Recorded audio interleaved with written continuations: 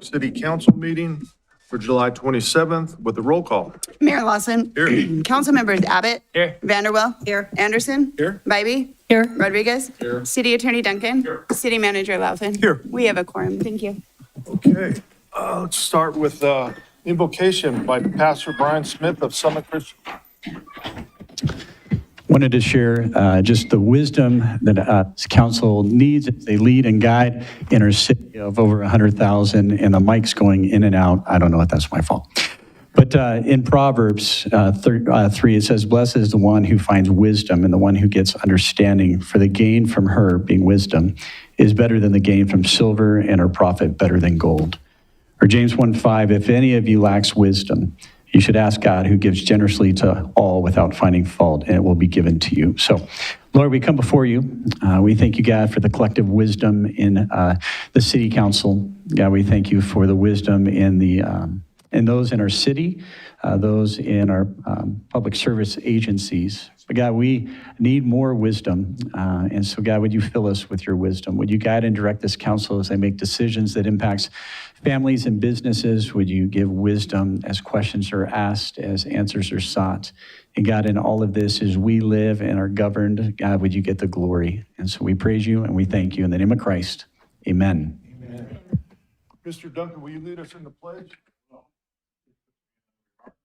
I pledge allegiance to the flag of the United States of America and to the republic for which it stands, one nation, under God, indivisible, with liberty and justice. Can't get my pen to work. Another one that works? Yes, I do. Okay. All right. Public comment. Mark Markell.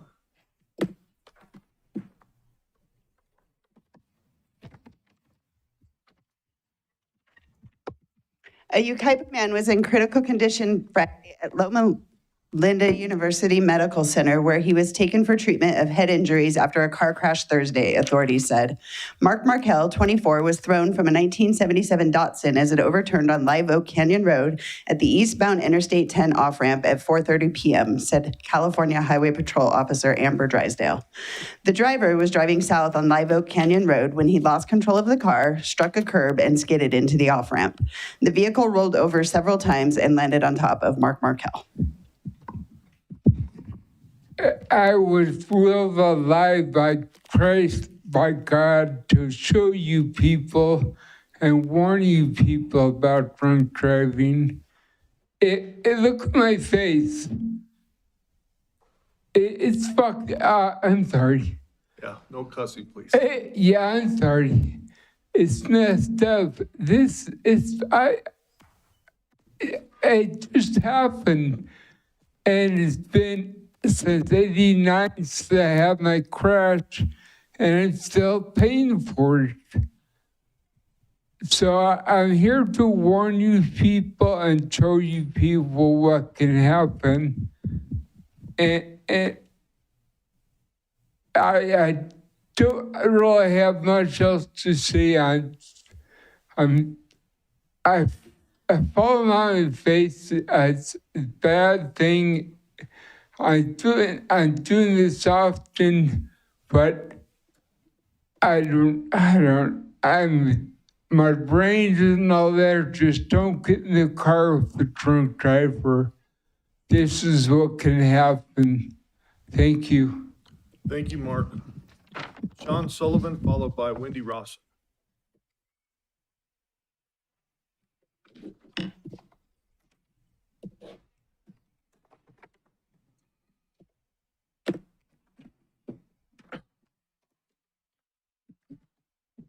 Hi there, Sean Sullivan for the record. Speaking simply as myself, Sean, I'm commenting on item 9.2, the combining of leadership with Reno Fire. It's kind of confusing to me. It's not quite my expertise. There were a lot of efficiencies called out in the proposal that I support, and seems like an odd time to be reducing leadership if we need to be changing up things in the department. I think this can also play potentially into the Station 5 issue. Again, I'm not an expert, but yeah, I do support reducing upper management if it makes sense. But doing it this way seems to invite potentially divided attention. They may have different issues within the department, different cultures. And that's what a separate independent chief would cater to. It invites conflict of interest, potentially accountability complications. And I do understand that some of Sparks Fire Department have expressed concerns regarding under-resourcing versus Reno already. And potentially it's not a huge stretch to imagine that this could get worse. It seems like if downsizing is needed, perhaps some roles could be combined within each department and they stay independent. This doesn't seem to be addressed at all in the proposal.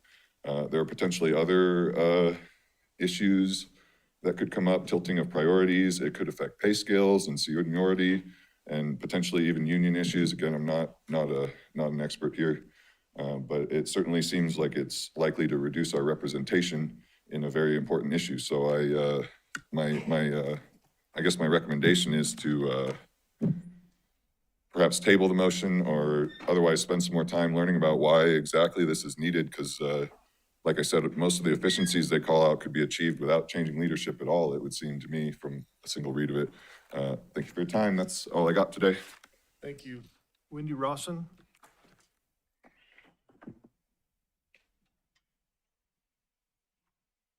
Hello, good afternoon, Mayor and City Council. I would like to have a moment really quick to talk about, again, Wendy Rawson, sorry about that, to talk about item 6.1 that you guys just had on your June 24th meeting that you're getting ready to approve your BDR for the legislation. I'm just asking that you guys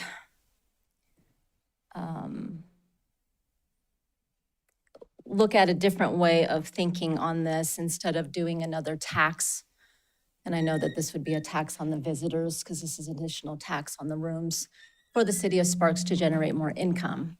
I would ask that you guys kind of rephrase this and go into fighting for what's already being generated in the city of Sparks.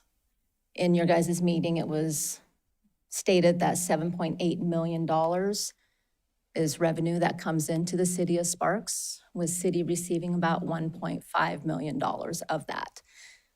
And I just ask that you guys fight for a fair share of the revenue that's already being generated.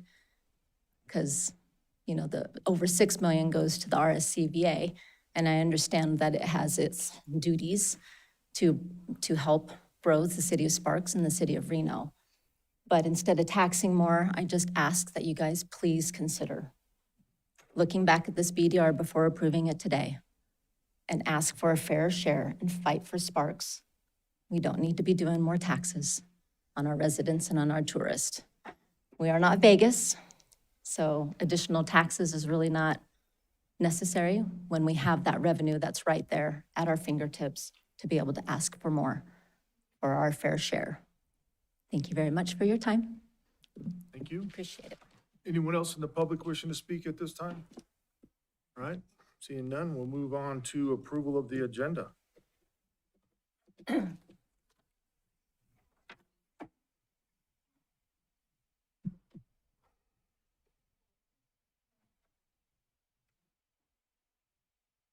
see anything coming up.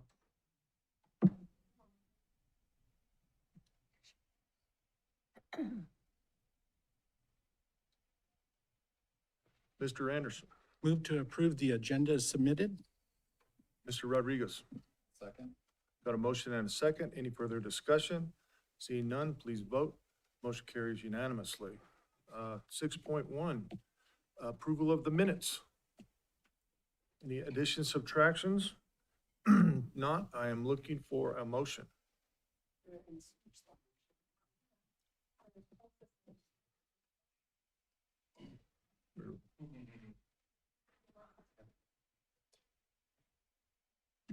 It's rusty. Yeah.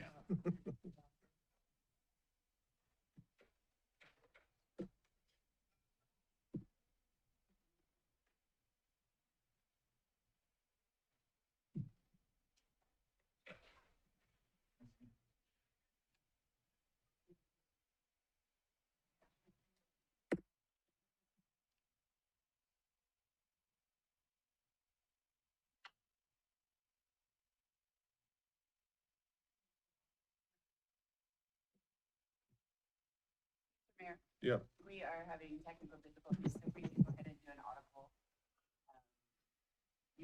The motion Okay. can be just moved to approve the minutes. all right. I'm looking for a motion. So moved. Second. I've got a motion by Rodriguez, a second by Abbott. Any further discussion? Please, all those in favor signify by saying aye. Aye. Opposed? Motion carries unanimously. 7.1, presentation, Keep Truckee Meadows Beautiful.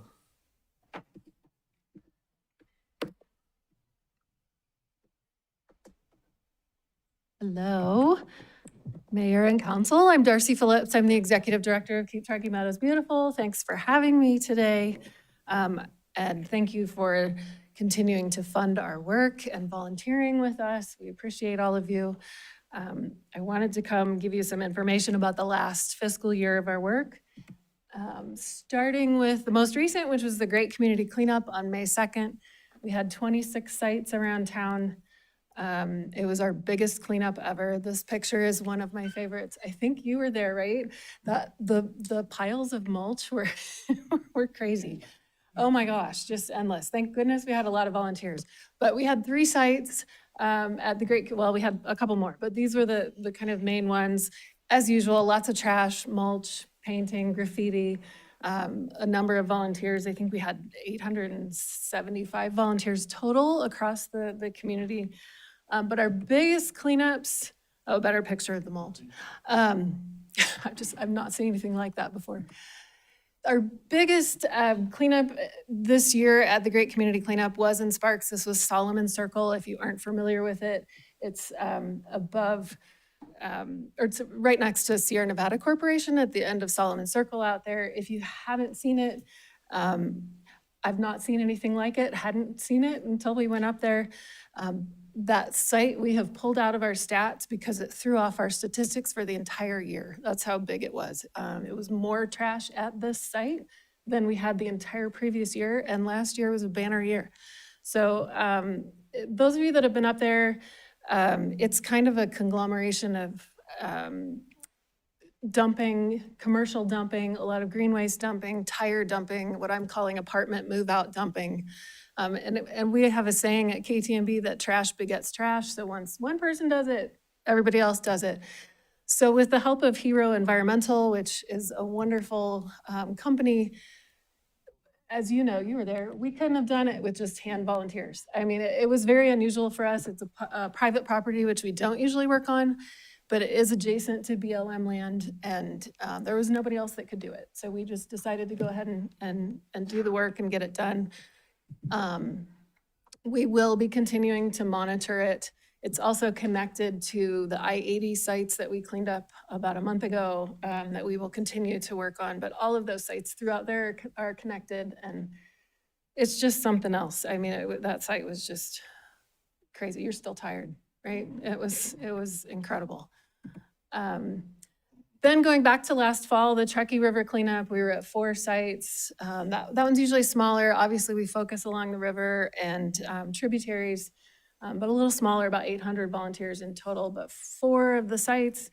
This is always a lot of weed removal, noxious weeds, invasive weeds, as well as trash and tires, always tires. They're everywhere.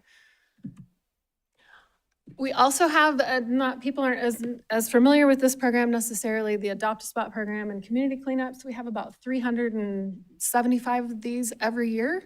So we're out there kind of every day somewhere with a group, whether it's a business calling saying we've got 10 volunteers that want to come volunteer for the day, or the Adopt a Spot program, which we manage for the City of Sparks, City of Reno, and Washoe County, where a business or group can adopt a park.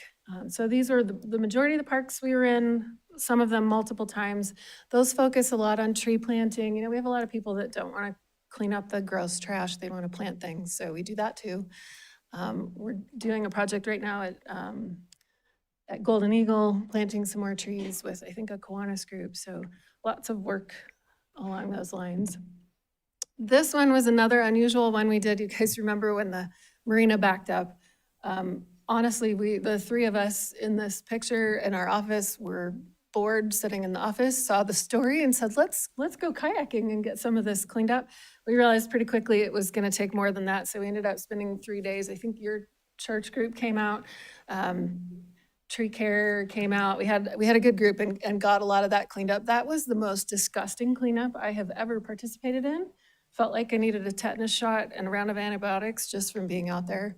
But that was something else also. I keep saying that. It's one cleanup after another, but that was a good one to do. And the community came together in just a day.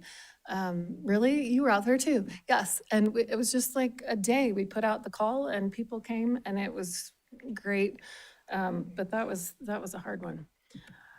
This is my contact information, also some events we have coming up. I also wanted to mention that I have been sending each of you quarterly reports about the work that we're doing in your wards. If you're not seeing those, please let me know. I never know what gets through, but sometimes in Sparks it's tricky because we're working along the river for the most part, and some of your wards, the parks aren't presenting themselves that need to be cleaned up. But if you see something and want us to work on it, please let us know. We will coordinate with Parks and Rec and make sure it's something they want us doing, but we're happy to get out there if you have concerns in your wards. We do have our annual fundraiser coming up on August 20th. Love for anybody to join us. And then September 26th is our Truckee River cleanup, so we'll be back out there doing it all again.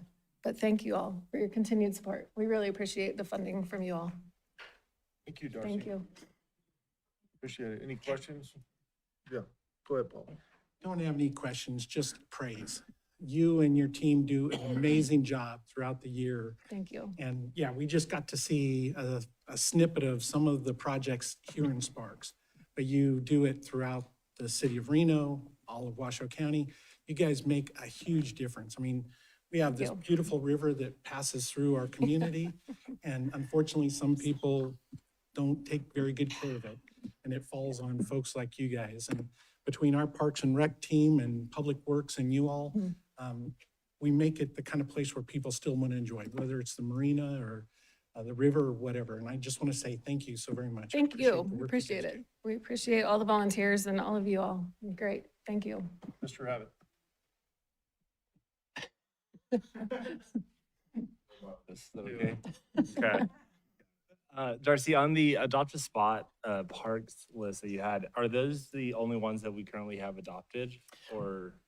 Those are the ones that are currently active. So we're doing a backlog. There's about 75 to 80 parks community-wide that we're working on. Sparks was managing the program in-house for a while. We've got it turned back over to, because it's just easier for us, and I think it's high maintenance work for the Parks and Rec department. So we're still working on it. Those are the really active ones, but there's definitely more, and there's more available. So if you've got somebody in mind that wants to adopt, just reach out and we can figure it out. I will say one thing I love on the adopt a spot part The initials are even worse. Yeah. You messed that up. Is the requirement for some time for coming out. You know, they don't just get to show up and put a sign on a park and it's their park forever. I love that you guys are maintaining the keeping them active. Yeah. Even that's one cleanup a year is better than no cleanup. So. Yeah, we require 2. Oh, even better. We ask that they do at least 3.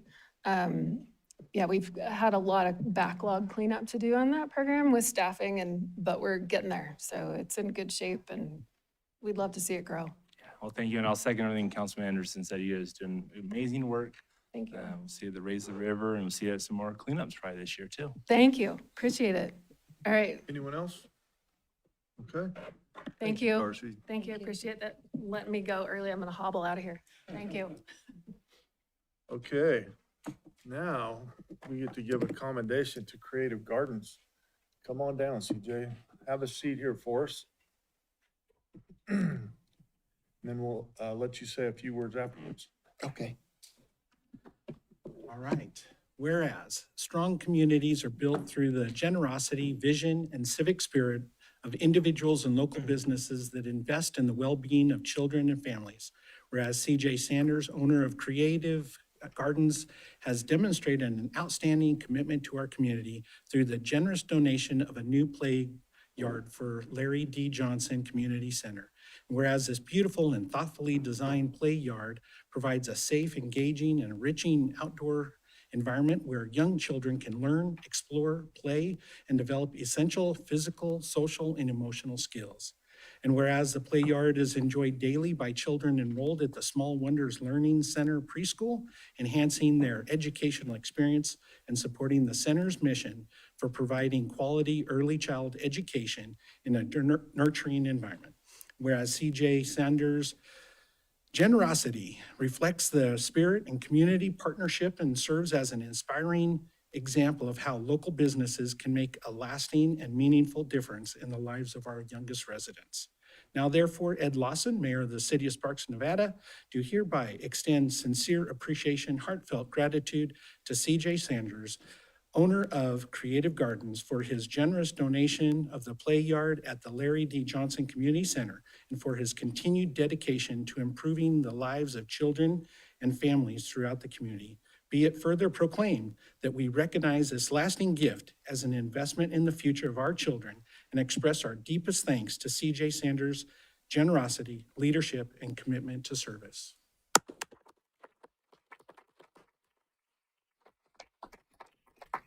Give us your name for the record, and CJ Sanders. thank you. Yep. You have anything to add on that, CJ? Oh, that was incredible. Thank you guys so much. I'm You know, a little long-winded in that one. yeah, that was fantastic, Paul. But you're worth it. It's really cool what you guys did. Mason's Park. Yep. Yep. There we go. That's a great name. I love it.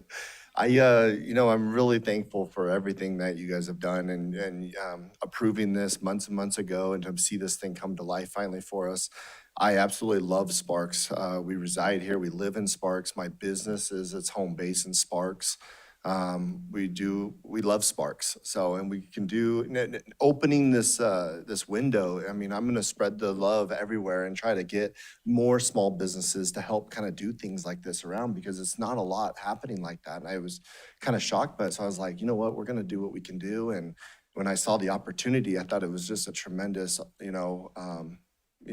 thing to do for our community that does so much for us and the support of our small business here in Sparks. So it was the least I could do, and it just means so much that you guys appreciate it so much, and the kids love it. Mason comes home and talks about it all the time, and, they enjoy it, and it's gonna be here for generations. It is for sure. It's all rocks. Yep, exactly. Don't kick the soccer ball. It's Right. not really a soccer It's a ball. solid granite piece of stone. Yeah. So, And I'm fourth generation here in Reno, born and raised. I'm a native. I have the fifth generation, 4 kids. My wife, my mother's still here. So we're all, my mother's third generation. So we're here and we love Sparks and we're here to stay. So thank you for all you do for us too. Appreciate absolutely. it. Yeah, thank We're you. gonna have, Paul's gonna come down. We're gonna take a I have picture. one Oh, you have, sorry. Just one comment. Excuse me. CJ, thank you so much. It's beautiful. I wish we had taken one of our pictures that we took at the ribbon cutting last week to show how cool it is. We posted it, I think, on social media, and just can't thank you enough. And I am one of your customers. I put a beautiful water feature with your black granite columns in my yard last year, so I know what an amazing business you have, how much is just your beautiful products out there. So to see that come to one of our parks too, always glad to recommend you, support you, and because you're supporting us and supporting kids in our community. So thank you so Oh, much. Absolutely. Thank you. It's funny you say that because when I bought that piece of property on Stanford 6-7 years ago, and I had to sit with all of the building department and talk to them about my envision of what I'm going to create there. And we pulled up the property, and it looked like the property just before when there was like all the waste and dump, and now look at what we created on that corner. It's just incredible. So I appreciate even the lady before of what they're doing for our community. It's amazing. So thank you so much. Anyone else? Okay, yeah. Julie's gonna take a picture of you, Okay. with you and Paul. Where should you guys want to take a picture? Come on. Yeah, take a picture with me. Come on. That's my wife and my mother. Don't be shy. Awesome. Oh, super. You want to go to the other side?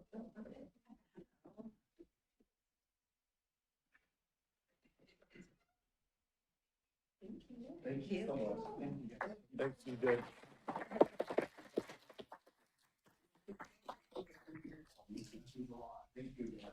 Okay. Have a good one. Thank you again. Thank you, CJ. Really appreciate you guys. You don't have to stick around for the rest of the meeting. I know you got to get back to work. Thank you, guys. Thank you very much. Bye-bye.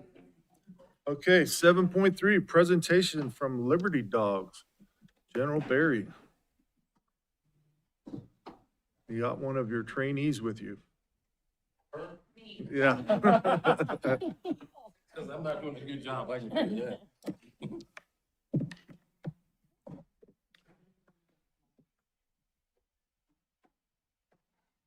Just the full size.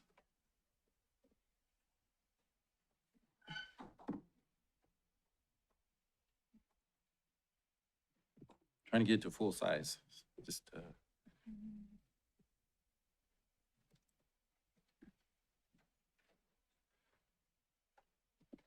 Share up there in the corner. just for the record, before I get started, I'm in Ward 4, we have no issues. Thank you. Pebble Creek, all the way. Made my day. Yeah, yeah.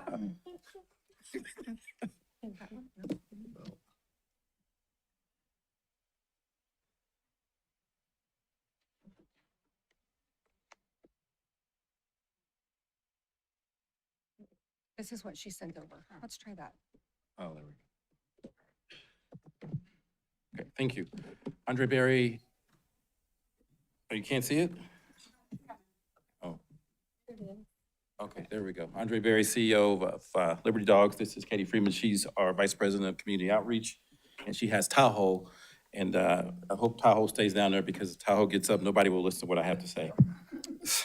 First of all, thank all of you who have had the opportunity to come out and visit the property. It is just, it does us a heart good to know that we have potential collaborations and partnerships, and we're doing something we believe is really unique for our community. For those of you who don't know, the Liberty Dogs is the flagship initiative of the Dave and Cheryl Duffield Foundation. They so graciously wanted to create something where they could pair service dogs up with veterans. Wanted to give back to those who've given so much to this great nation. And the biggest part of it is that no matter where they come from in the country, it is all paid for. There's no cost. And to include the health care of the dog, to include the feeding of the dog. So, and to include the transportation of the veteran, no matter where they're from. And one of the biggest challenges is supports PTSD, which is one of the toughest areas, whether it be nightmare interruptions, anxiety, depression, what we're able to do there and what we know the research says about what you do with canines and veterans is just huge. We cannot be who we need to be without the support of the community. We just cannot be. And I'll talk a little bit about that here in just a minute. There's about 30,000 veterans who call Washoe County home, an estimated 8,000, I think it's a little bit higher. And I was at the Veteran of Foreign Wars convention just yesterday, and the level of what they ask for in terms of support of service dogs, in terms of support of organizations that would work on mental wellness is just overwhelming. Roughly one of 16 of your residents are veterans. I think it's probably higher than that, just if I go by my neighborhood. Service dogs restore so much back to the veteran and the family. This is a second, third order effect of that. I could talk all day about the impact of what veterans go through and suicides and things like that. So when the Dave and Cheryl Duffield Foundation so graciously want to put together a best practice, and there's nothing like Liberty Dogs in this world, nothing like it. It's a 27-acre campus in South Reno, about 200,000 square feet. It's purpose-built for canine training and veteran connection. I like to call it an experience. When they come out there, from the time they apply to the time they go through the interview process, to the time they get selected, to the time they come here, the time they spend here, when they go back, and how we stay entrenched with them. And also, one of the things I like to really talk about is we have a licensed clinical social worker, we have chaplains, and so all that makes a big difference in the wholeness of their life. The goal is to have about 200 veterans matched with a service dog. This is nationwide. It's not just for Washoe County. And the goal is to have another 180 veterans to complete our Warrior Wellness class. Coming into the door, I was looking at something we could do so it's not all on the canine. Also, what can the veteran do to get better mindset, heart set, skill set, tool set to improve their quality of life? 30% of our Liberty Dogs teams are veterans. So we hired those who have been through and served this great nation. When we talk about Liberty Dogs, we're creating a lifeline for a hero. And this is the first U.S. veteran service dog organization to combine service dog with wellness and education. Most of them just pair the canine with the veteran. We wanted to take it further in terms of, and I wish, if we had time, I wish I could just read to you some of the letters, the literature, the responses from the veterans and what we received, not just from the veterans, from their families. Had one spouse tell me this is the first time her veteran had talked about his experience since the Gulf War and said, and now won't shut up. They get connected, they have a tribe, they have a community of people that they can relate to. Every service dog is trained to the highest standards. That is critical for us. And one of the reasons we're taking a minute to kind of get really fully going is to make sure we have quality canines because of the attachment of what we want to build something. We want to be a schoolhouse. We want to be a research center. We want to go and help with legislation. We want to do those things that really impact those warriors who have served this great nation. And so when we look at the things that we're able to do, and right now we're preliminarily working with the University of Denver and University of Arizona researchers to look at what other things can we do besides working with the service dog. And when they talk about the enzymes and taking blood and stuff that's way over my head, but we want to see if we can accelerate to make the veterans better. So programs that power our mission, we have the Warrior Wellness I talked about. It's a 3-day or 1-day class. If you as the community, as a council said, we have 25 veterans that we want to put through, we'll come to a location, we'll bring it to the campus because we want to give back and really take care of the veterans. Puppy raising, anybody can be a puppy raiser. So if anybody back there, I'm talking to you guys, sorry. We can't be successful without the volunteers as puppy raisers. You just cannot, because it takes about 16 to 18 months to spend with the dog and a family to get them up to speed before they go to advanced training. So we have to have those partnerships, those relationships, and those community members that help us with puppy raising. We cannot be successful. I also will say that we're also working with the prison in Hurlong and in Carson City. We'll be in Las Vegas pretty soon and also Victorville because they're a big, big help to us. On August 21st, we will have our first local veteran placement with service dogs, where the locals will work with a service dog from 7 months to a year, and they will get trained to have their dogs trained to be full service animals. And so that will be our first kind of placement of service dogs. The shelter foster program, and these is where we work with our rescue dogs, our dogs from the shelter. If you have an interest in that, we have a full shelter team. Prison-based, I talked about, then the guardian home, where this is actually, Katie is working as a guardian home in terms of raising Tahoe. Tahoe is expected to produce a couple of more litters. Tahoe doesn't know that yet, but, so this is where we could really ask Sparks to come in. We know, and we know that this is a very animal-friendly, very dog-friendly.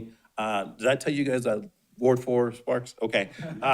So I hit everybody in my neighborhood. When they see me coming, they're like, oh man, it's the dog guy. So, but this is where we're asking you to adopt a service dog and training workplace policy. We have been successful with Washoe County. We're working with Reno. We're working with the state of Nevada. We're working with the city of Las Vegas. This is where we can really use the support, is if you sign a policy that will allow the employees to be puppy raisers. I could give you research all day that talks about the impact of having an animal in the workplace. First of all, it does impact the ability to get work done because everybody wants to talk to the dog, but we work on things like that. It's a voluntary program for employees approved at each department's discretion. We work with them on a regular basis to ensure that they have the behavioral standards and safety protocols. They stay about 14 to 16 months, then they return to the campus for advanced training. Some people will say, they wouldn't want to give the dog up. We said the turn-in is really important. If you really struggle with that, we'll just give you another puppy. So, and a public workplace is the best classroom and a future service dog. Keep in mind, we cannot do our best work unless we have service dogs, unless we have puppy raisers. We cannot. And our goal is to get to 200. Having 200 service dogs placed is almost unprecedented. And I had to, before I took this role, when I took this role right afterwards, I went and had a chance to go and visit several service and canine organizations from around the country. There's nothing like this. The amount of funding, the amount of resources, the amount of support, the amount of the ability to not only do the warrior wellness, to do the pairing, to do the research, to be a schoolhouse. I want to be having national conferences, in Washoe County, because we get a chance to learn, to research, to do things other organizations can't. And we don't have to go out and fundraise because we have a great support process. But it takes the volunteers to be successful, without a doubt. No cost to the city because Liberty Dog covers every canine expense. So I know that how budgets work, so don't worry about that. Washoe County's adopted this policy. Sierra County, California has done the same. Voluntary department approved, which is distinct from the ADA requirements in terms of you don't have to adjust the workplace. And the research links workplace dogs to lower stress and burnout. I'll just keep saying that. I would have everybody read that all together, but research links workplace dogs to lower stress and burnout. So if you want to work on retention, you want people to stay longer, well, most employees, then this is a great way to make that happen. And where do we go from here? We're just asking for direct staff to direct your staff to draft a service dog and training policy. We've done from a legal review, we have it, we can just hand it to you, almost ready to go. We will share Washoe County's framework with you. We're asking that you host a Liberty Dogs info session for city employees. We just ask that, because that way there will be interest, but people really need to know what that is required behind having being a puppy raiser or foster or, our guardian. They really need to know what that is, or a puppy sitter. I heard from someone, I'm not sure how accurate this is, but I did hear that someone said that there's already a location in Sparks that is willing to have puppy raiser classes. I don't know where I heard that from, but I don't know where that came from, but anyway.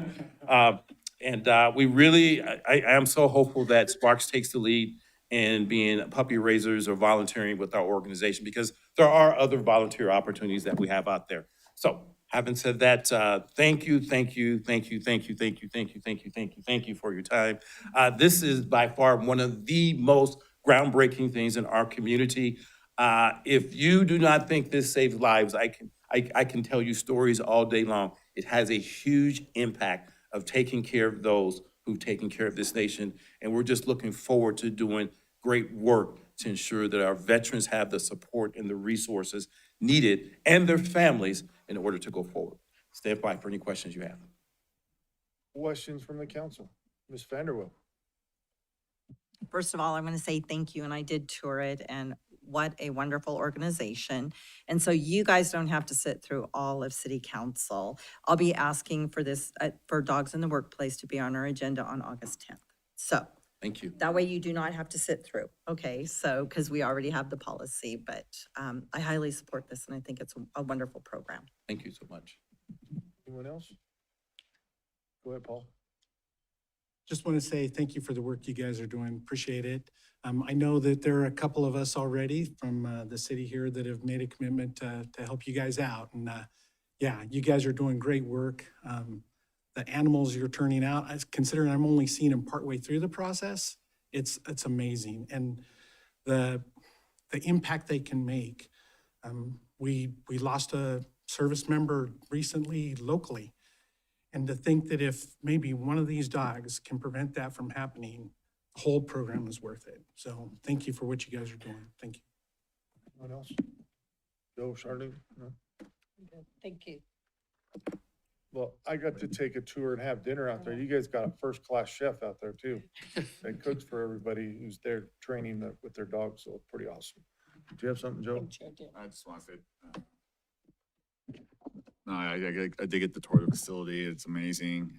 Like the mayor was saying, like the culinary, everything. It's actually probably a lot nicer than what we experienced in the military. So you need to add add water eggs, to make it more like home. But no, thank you guys for everything that you guys are doing. And in general, it's phenomenal. So thank you. If you want to have a city council meeting there, let us know. We can VTC it to the rest of the community, so. It's about big enough. Yeah, and we'll feed you. Okay. Get a puppy. And during the meeting. Just a hold. All right. If we pass these out to because I just know there's so much interest out there now. We just hand it to our clerk and she'll, Thank you. yep. Thank you, guys. All right, let's move on to consent items. Anyone wish to pull a consent item? Not, I'm looking for a motion.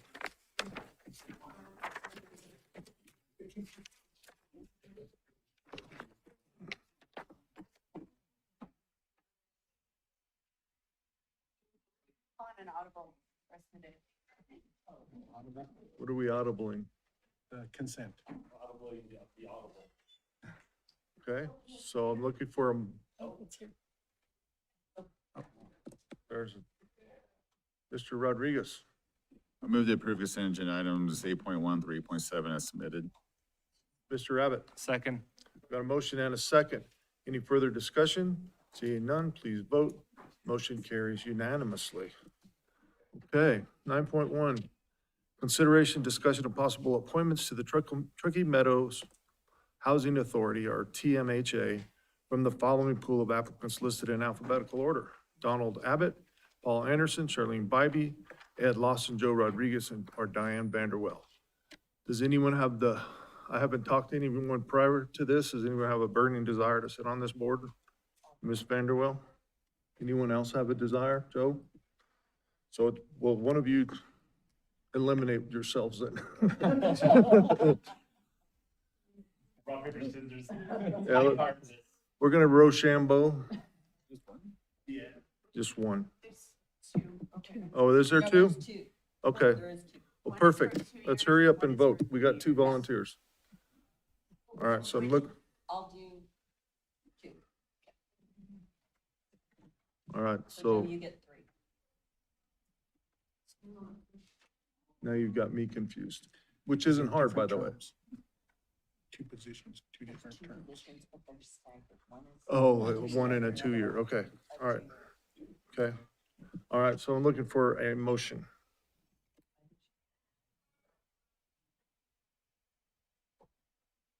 Ms. Bybee.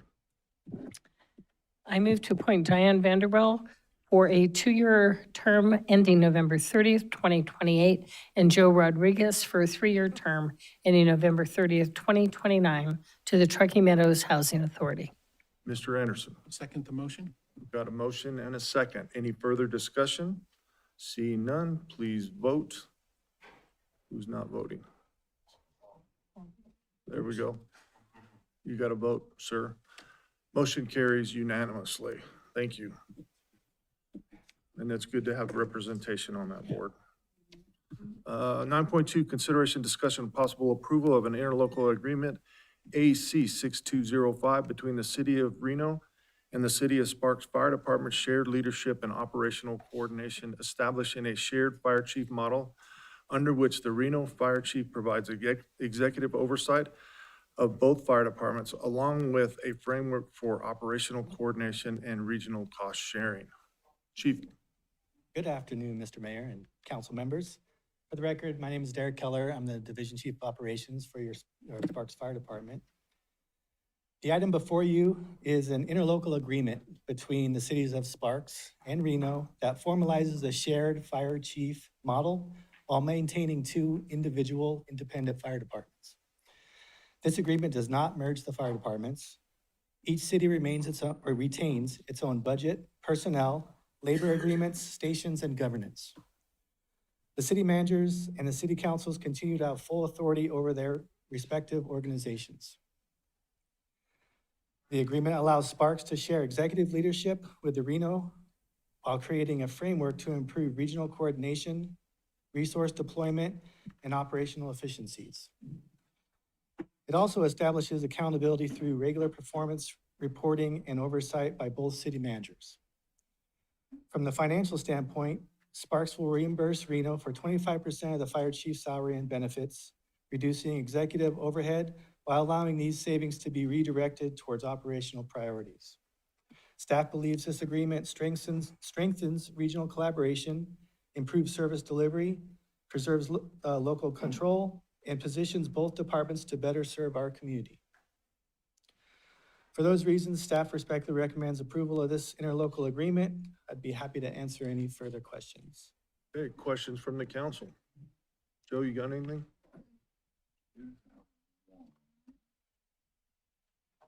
A bunch of questions. Thank you, Mr. Mayor.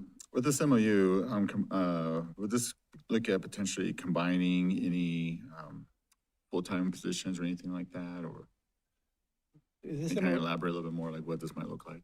This is an interlocal agreement. It'll establish the leadership of it. And there will be opportunities to evaluate how this is going to affect, if we're going to combine anything further than that. But right now, this is for the shared leadership for a fire chief for this. Okay, so specifically for the chief's position, nothing up and down or anything like that. I could jump in there on that. The initial one is for the chief, but as we have other management positions come up, we would look at it and evaluate to determine, hey, what's the highest and best use of the dollars we have?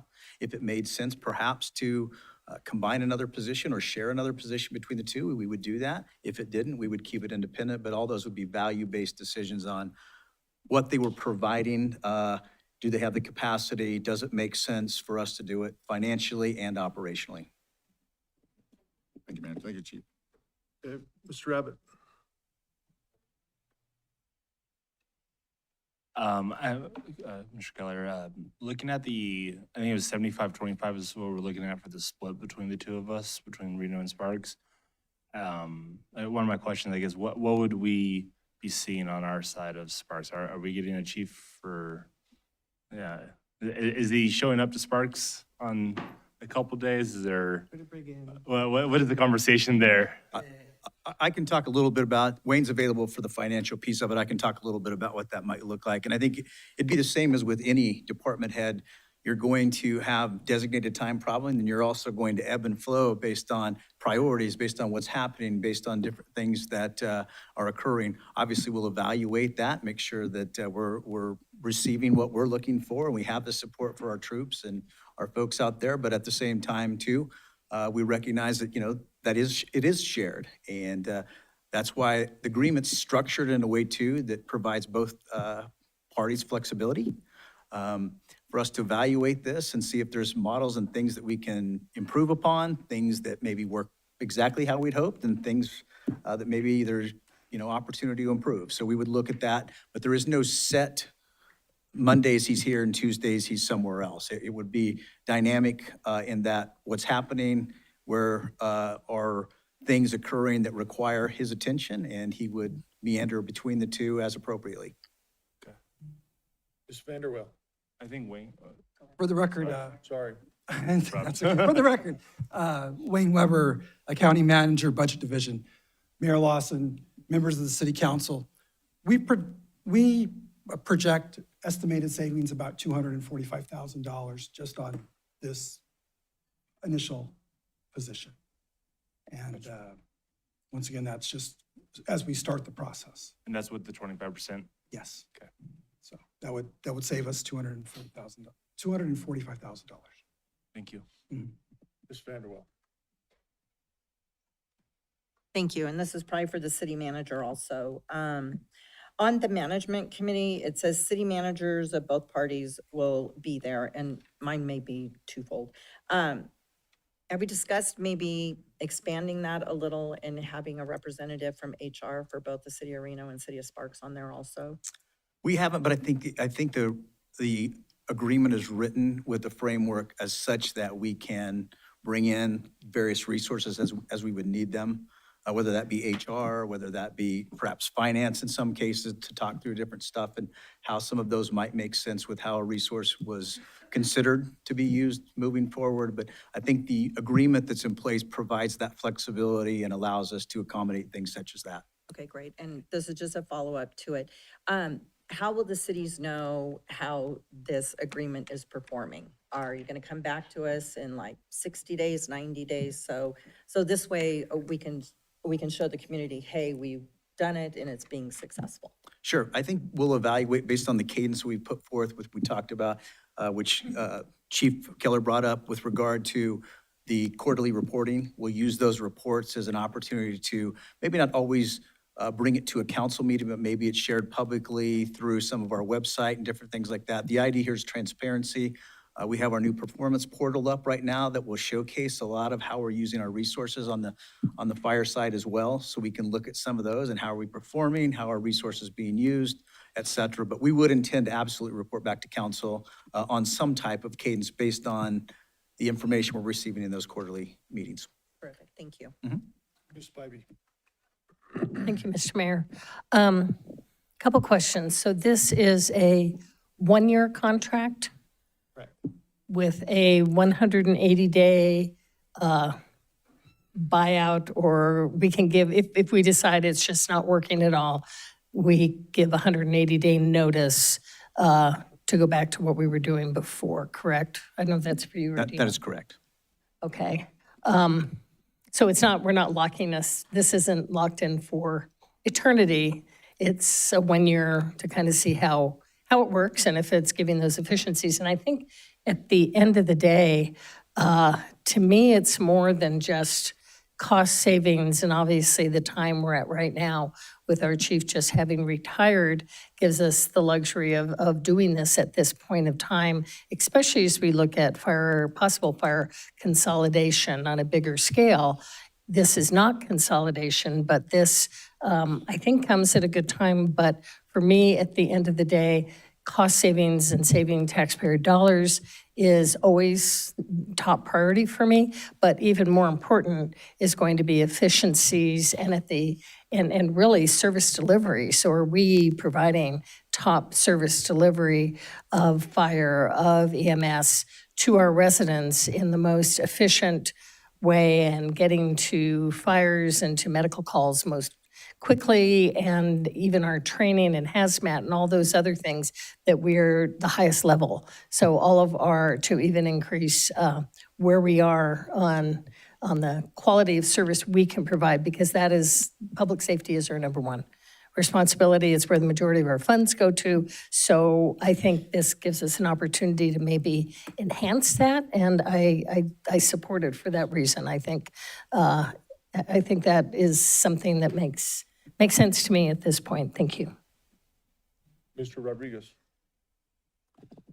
Thank you, Mr. Mayor. There's one thing I would like to get on the record, and this might be a question more for 731, but just for like the public, like making sure that our staff, our firefighters that are working this every day, feel like they're supported, and make sure that our partnership with Reno is in the best interest of not just our communities, but also for our line staff. So maybe if 731 or someone can weigh in on that, like kind of the pulse of the.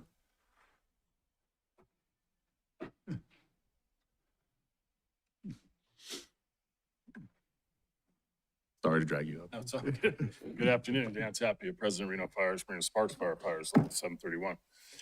Yes, we are looking forward to this. I think it's going to be a good thing. It's definitely worth trying. I think it's a step in the right direction as far as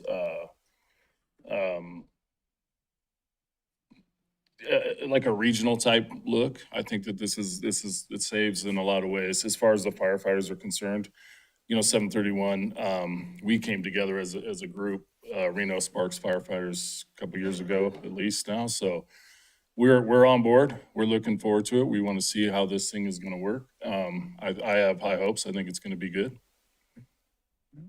Did I answer that? Sorry. Is there any more for the labor? I'm glad to hear that, our firefighters are not dragging their feet on this or the positive outlook. So I'm glad to hear that. Absolutely. Absolutely. Thank you, Mayor. Thank you. Thank you, Mr. Abbott. Bonus one. Okay. So only because you came down. So speaking, 731 as a whole, you said y'all are, I think, supportive of this. I'm just to get on the record, that's the Reno side, the Spark side, correct? As a whole, I would say yes. I haven't talked to every firefighter yet. I know this is fairly new and it's come out fairly recently, maybe surprising actually to some. But from what I am hearing, and I will do more, we're about to have a general membership meeting as well and discuss this in detail on our side. But from what I'm hearing, yes, it's supported by the labor. Okay, thank you. Yep. And I do have a normal question, not a normal question, but one not for you, Tapia. We're good. That was, Tapia showed up and got my question gears turning. So one that I have for you, sir, would be, and, thinking, the Sparks Fire Department, we historically, I think until our most recent chief, have been, we've always promoted from within. over the years. Is there an opportunity, if we were to keep this agreement, let's just, maybe Mr. Cochran might retire, let's say next year. I don't know what your retirement plans are, but we'll just say that. Could someone from Sparks Fire apply, or maybe even someone that's working through the line staff up, have an ability to apply to become the chief of both cities, or is it only available for Reno on that side? And I might be in the weeds, but I'm just. I'll take that one. And the answer, we've actually had some of those conversations, not specifically about the chief, but just as we evaluate some of these management positions, how do we ensure that there's an equitable process where the Sparks folks, the Reno folks, everybody gets a fair look? And, I think based upon those conversations, I feel pretty confident that everyone who's qualified will get a look, and the most qualified person will win. And now competition may be higher just because the pool's a little bit bigger, but I think that's a good thing for the community and the region when you're getting that best, most qualified individual in the seat. So do I think that, somebody from Sparks Fire could at some point perhaps be the fire chief? Sure. There's no guarantee that that's the case, but I do think that could be possible down the line if and when Chief Cochran retired, that we would have somebody in-house who would compete well. Okay, thank you. And I may add too, if I could, Mayor, if you're okay. I think a couple things of note here. Number one, these are both proud, high-performing departments. This is not being done because somebody is not performing. I think the second piece of that, it's no secret, both organizations are challenged financially to find ways to deliver a service. This is a key, critical service to our community. This is us reimagining, if you will, a first step of how we might do that. I think there's been questions, related to why couldn't you just do some of this without doing this? And the answer is we could. But I think what this does is two or threefold. Number one, I think it expedites how fast some of those things can occur that we've outlined, because you have one person with that 360 vision where they're seeing both departments. Number two, I think it makes you much more agile and nimble because you have that better understanding and are able to see and process that, and you control both ends of that. And then thirdly, I think the vision piece of that, when you start to educate yourself on both and you have that, the totality of information, when you're talking about what the future is, and let's use dispatch, I think that is something that without question, consolidated dispatch can produce the best possible returns for this region. And I think this is a great opportunity to take the next step on that front. But I want to emphasize, this is not being done because either department is not performing. Both are high performing, high achieving, proud departments. This maintains that, but I think gives us a chance to reimagine how we're doing and providing that service moving forward. Because at the end of the day, as Councilmember Bybee said, it's about how do we get those resources there in the most effective, efficient manner. And this is what we believe a good way and good start to taking the next step on that journey. Thank you, Mayor. Thank you. Mr. Anderson? Yes, actually, I'd like to talk to the gentleman that we're all discussing. So, I was gonna ask Chief, him to come would it down, be all right Chief if I asked Cochran. you for a question?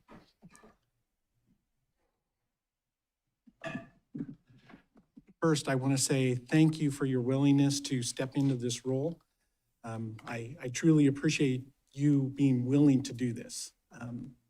My question is, the old saying that you can't serve two masters. How do you see that you're going to be able to walk that tightrope of taking care of Reno and their goals and objectives, as well as those of Sparks, being able to walk that line between them? Thank you for those comments. Steve Cochran, Reno Fire Chief, temporarily, maybe not temporarily. I understand the idea, but I think what I bring to the table is the benefit of having been in this area, my experience in this area specifically, and bringing that to the region and understanding that they are two different departments. We're not, as it's been said a couple times, it's not a consolidation, it's not a merger. Maybe sometime down the line that will happen, but that's not now. That's not today. Today is bringing that leadership piece. I've experienced not only in this area, but having interacted with both departments, interacted with command staff in both departments, and being able to recognize this is something, maybe it will work for Reno, but understanding it won't work for Sparks. So how do we blend those two and get to something that will work for both of them? with the goal really of, as Dan Tappy said, this is kind of that first step forward in a regional approach. And, you know, kudos to all of you for having the courage, the type of courage to say, we're going to try something. It's unusual, but it's a step in the right direction. And we want to see if that will get us down that path to better regional collaboration. If you can manage is a better word, all of the pieces, you can understand how to more effectively deploy them and get that more effective response, get that best response, get that best service from all the pieces, and not just one department or the other, or one department at the expense of the other. Excellent, thank you. Okay, any other questions? Okay. Well, with that then, I'm going to call for a motion. Ms. Spivey. Thank you, Mr. Mayor. I move to approve the interlocal agreement AC 6205 between the City of Reno and the City of Sparks for Fire Department shared leadership and operational coordination, establishing a shared fire chief model under which the Reno Fire Chief provides executive oversight of both fire departments along with a framework for operational coordination and regional cost sharing. Mr. Anderson. I'll second the motion. Okay, I've got a motion and a second. Any further discussion? Seeing none, please vote. Motion carries unanimously. We'll see you on Wednesday. Very good. Thank you. Thank you very much. I know it's a little controversial, but at the same time, if we can provide these in better operating condition and better service to our citizenry, that's what we're really after. Opportunity, I think it's worth taking advantage of. Thank you. Thank you. Thank you, Chief. All right, moving on to 9.3. Consideration, discussion, of possible approval to change the City of Sparks Group Health Plan benefit to include current health plan and 2 alternative plans effective January 1, 2027. Anna.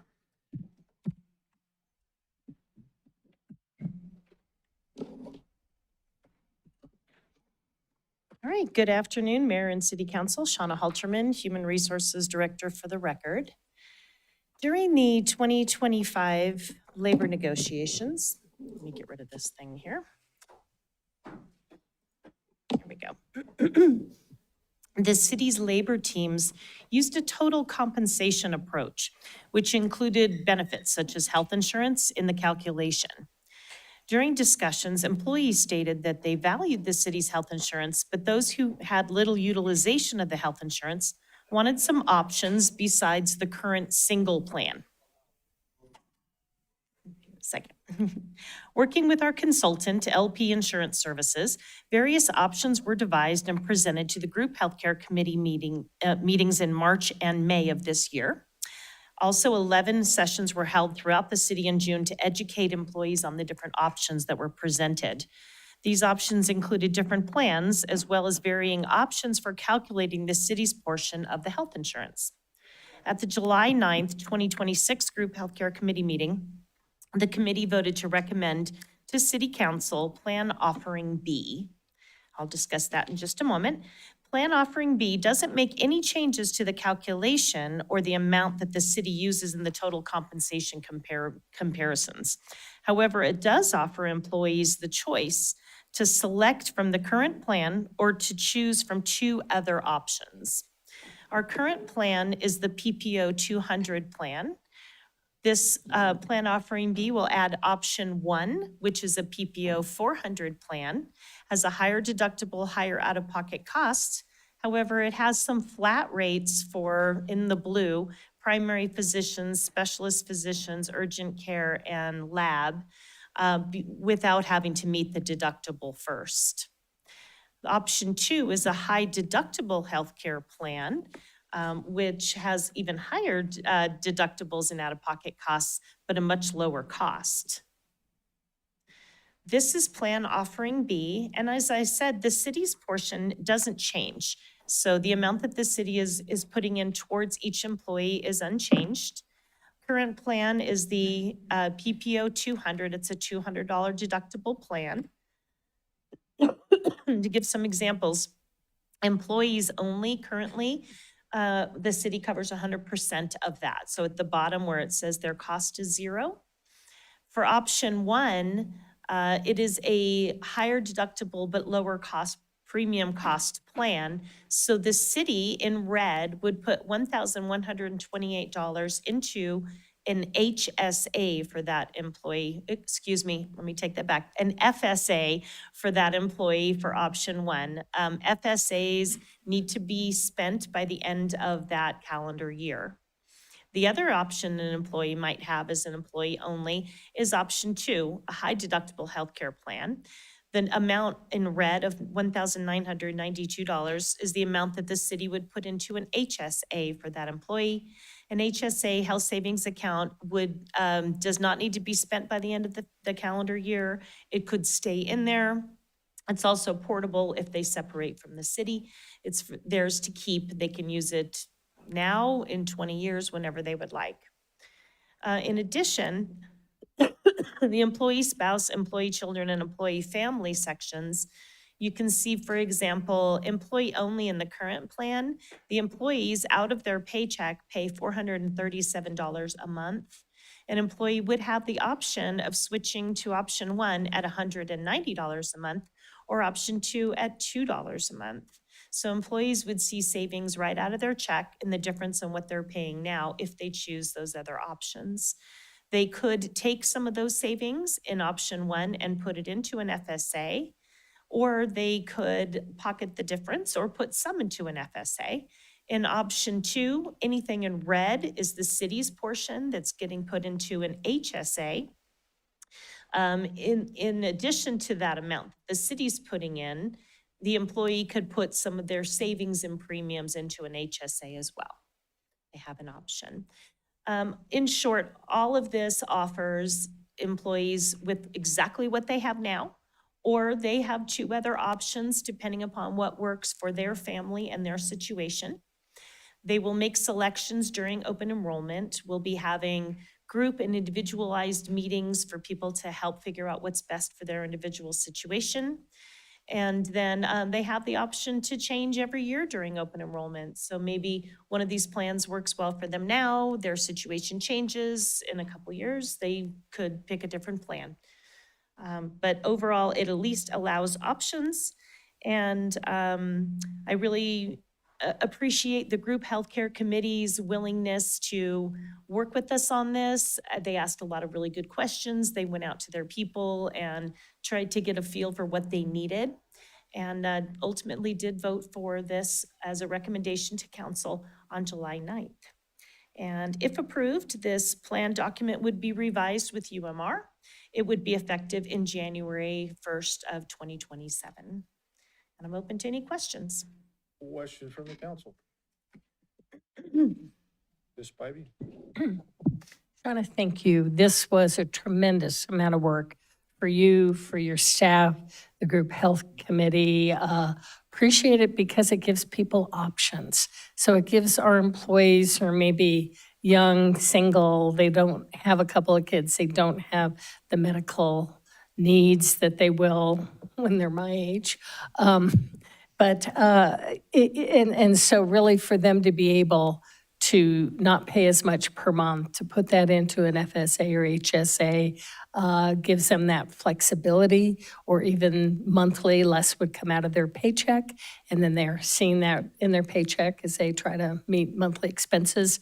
I really like, I like the options, and we're not, our current plan is amazing, and I think people should know how good our healthcare coverage is. It really is quite extraordinary, but I really like the two options that you've come up with, and I thank you for all the work that you and your staff has done to put this together. Thank you. Thank you. Anyone else? Okay, there's no other comments, then I'm looking for a motion. Mr. Anderson.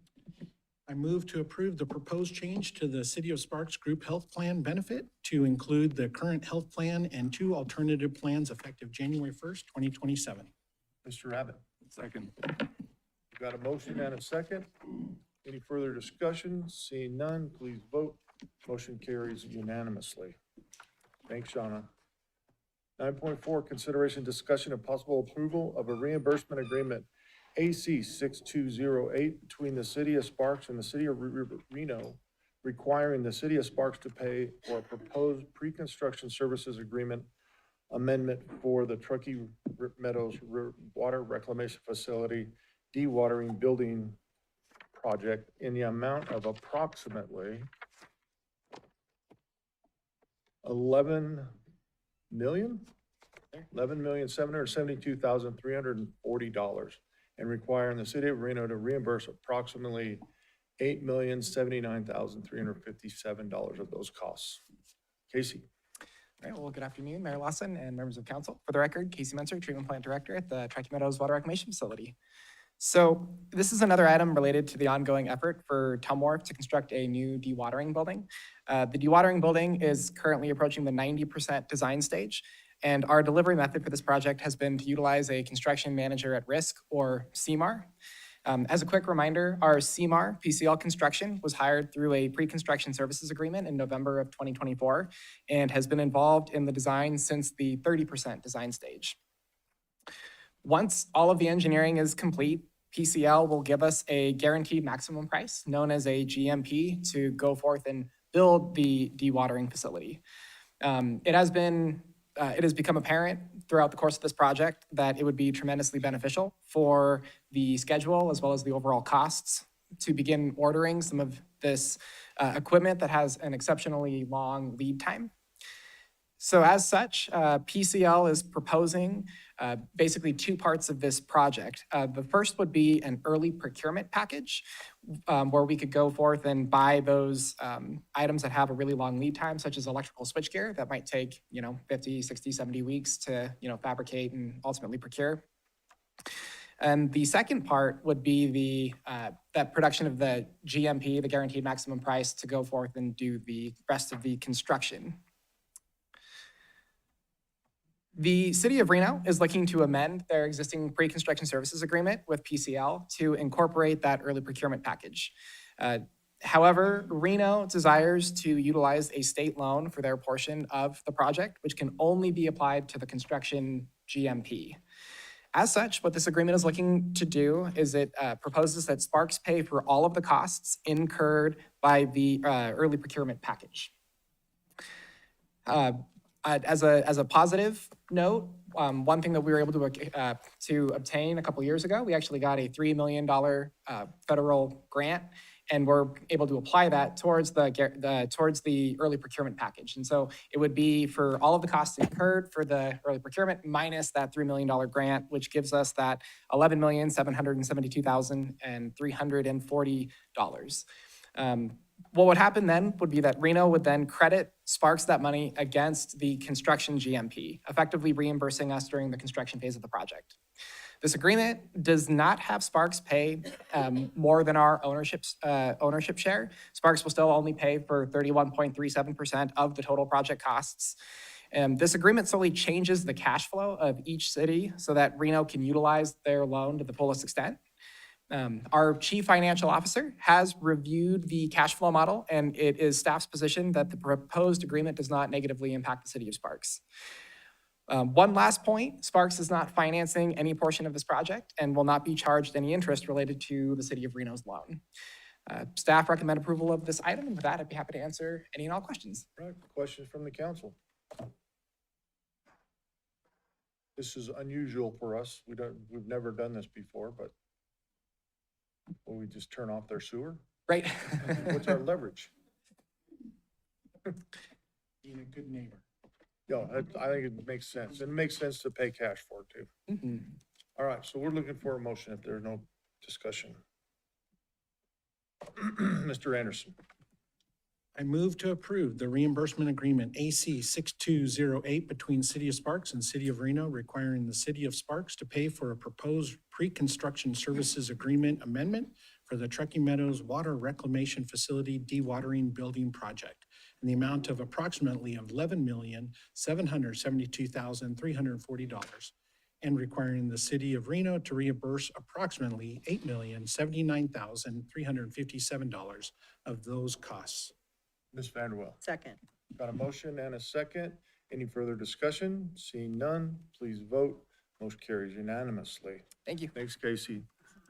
9.5, consideration, discussion, and possible approval of an interlocal agreement, AC 6210, between the Washoe County Sheriff's Office, the Reno Police Department, and the Sparks Police Department by and through their respective governing bodies to share total compensation of a sheriff's work crew supervisor to aid in cleanup of unhoused site cleanups in an amount not to exceed $178,140.38 for fiscal year 26-27, at the Sparks share being $59,380.13.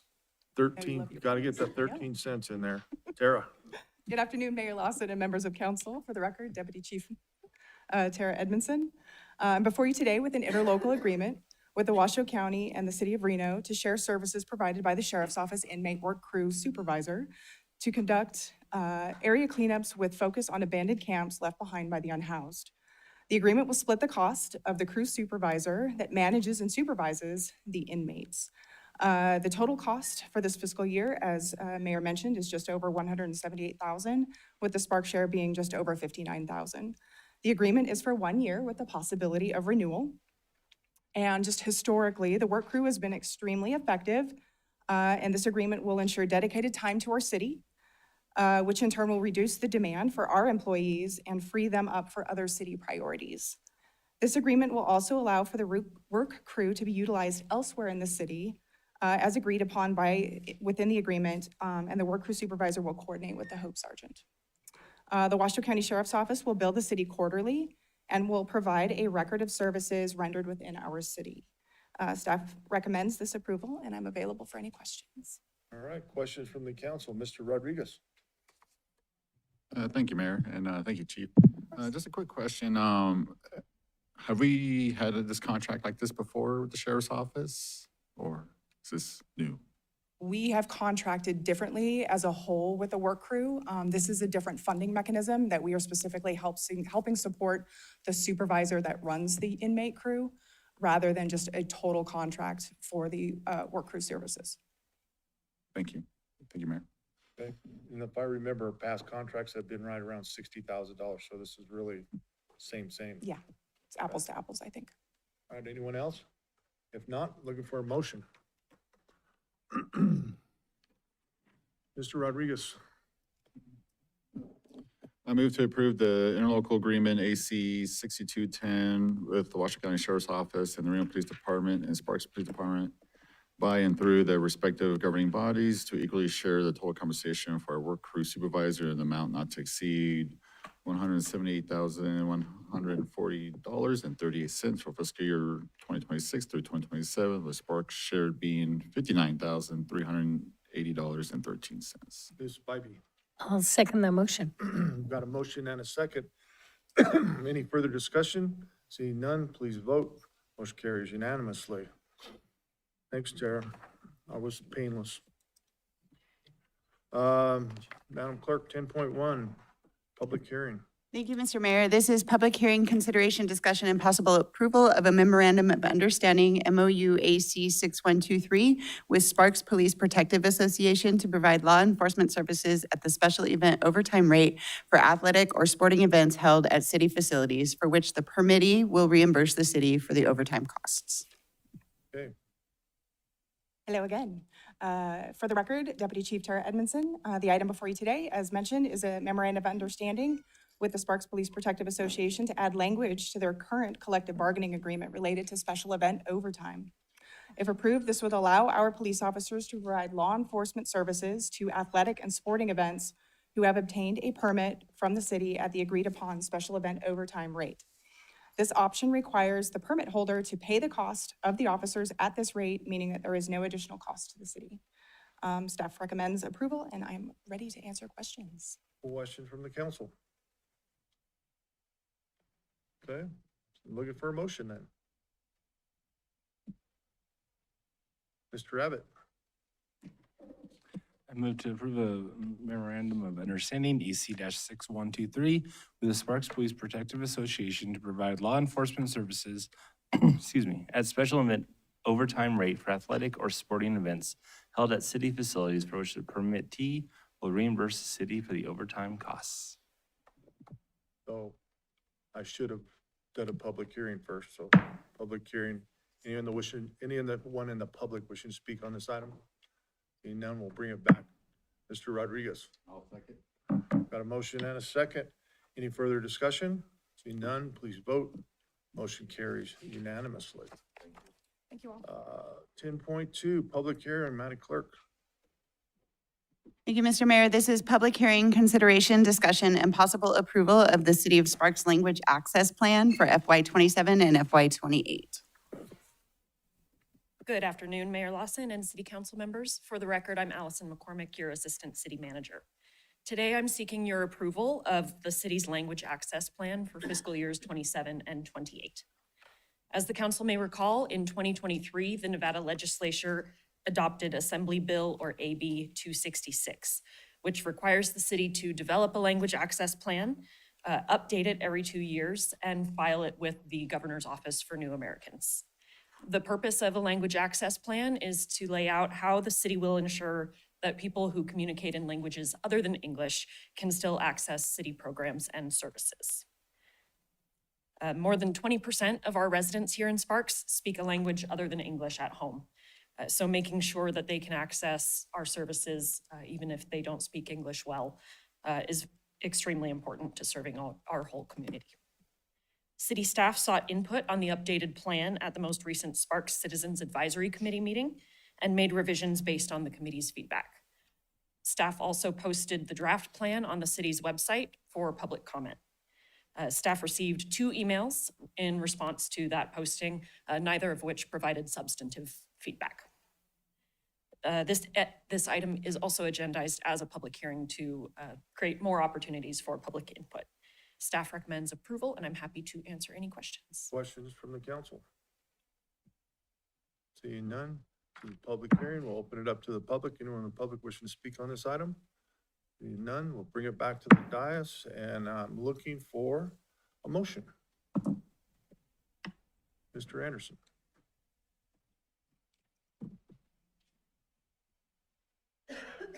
So, public hearing, consideration, discussion, and possible approval. It's not showing a motion. That is probably a copy-paste error on the drafter's part, so I apologize for that. So just you can do approval, start with approval. Okay. How about that? I move to approve the City of Sparks Language Access Plan for FY '27-28. There we go. Ms. Vanderwell. Second. Got a motion and a second. Any further discussion? Seeing none, please vote. Motion passes unanimously. 10.3, public hearing, Madam Clerk. Thank you, Mr. Mayor. This is public hearing, consideration, and possible approval of a bill draft request to amend the Washoe County Taxes on Transient Lodging Act of 1999 to enable the Sparks City Council to adopt an ordinance to add a surcharge of up to $10 per night to the rental of transient lodging within the city of Sparks. Thank you, Mayor Lawson. For the record, I'm your Assistant City Manager, Allison McCormick.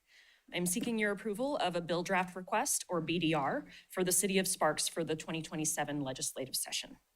At a workshop in June, City Council gave direction to prepare this BDR for submission to the legislature.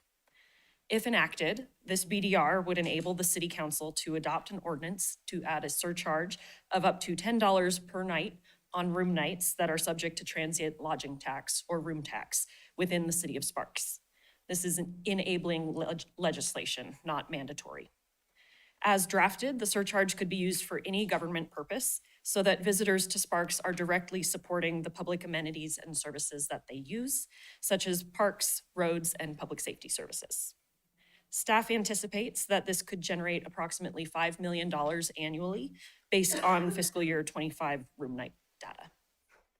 Nevada law does require a public hearing before City Council approves a BDR.